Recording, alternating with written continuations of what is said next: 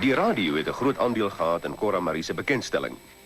Van die mense wat haar liedjies in hulle programme gebruik het, was Marjorie Brooks, destyds van Radio Hoëveld en vandag 'n bekende gesig op Goeiemôre Suid-Afrika. Julle mense so 'n bietjie verrassing hier. Dis 'n jong nuwe kunstenaartjie wat sopas haar eerste solo 7 plaat vrygestel het.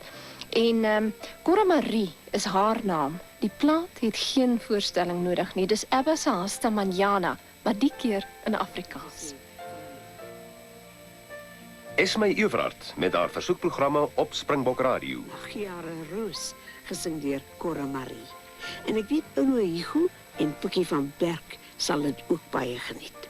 Sterkte my ou maatjies. En Theo Conradie, ons onthou hom as aanbieder van In My Kontry en Spitstyd.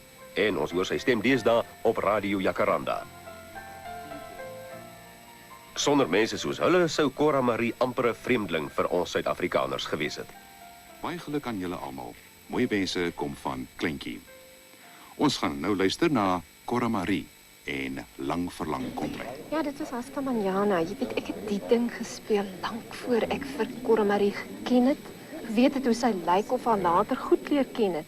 Maar dit is my so mooi. Dit was 'n mooi nommertjie. Ja. Maar wat van 'n groot treffer, Jare Roos. Pieter Brits het dit mos spesiaal vir haar geskryf. O ja, ook baie gespeel, baie versoeke daarvoor gekry. Dit was op haar eerste langspeler, Lang Verlang Kontry.